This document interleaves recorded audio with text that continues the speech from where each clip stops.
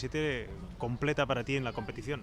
Sí, como bien dices, desde que corría en moto no había nunca planificado una temporada a nivel deportivo completa, ¿no? Había hecho incursiones en el Campeonato de España el 2009 en coches, lo hice el año pasado, pero me hace muchísima ilusión solo preocuparme del tema deportivo e intentar luchar por un Campeonato de España.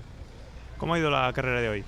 Bueno, hemos tenido muchos problemas. La primera vuelta ha ido muy bien, salíamos atrás, un poco de polvo, pero esto es normal, pero en la segunda hemos tenido un problema con una pinza de freno, nos han entrado piedras por dentro de la llanta, la hemos roto, entonces a partir de ahí el ritmo ha cambiado y lo importante es que hemos llegado al final.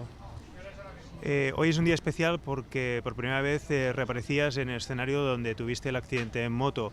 ¿Qué te sugiere eso? ¿Qué sensaciones has tenido? Bueno, personalmente no me afecta en absoluto, ¿no?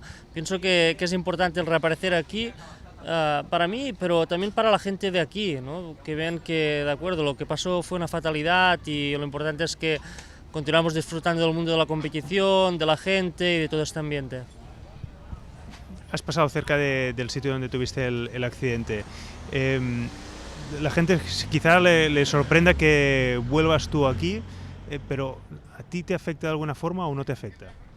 Mira, creo que por encima de todo somos profesionales del deporte, del mundo del motor, ¿sabes? Y ya hace años que tengo clarísimo que aquello fue una fatalidad, ¿no? Íbamos con todas las protecciones, absolutamente con todo.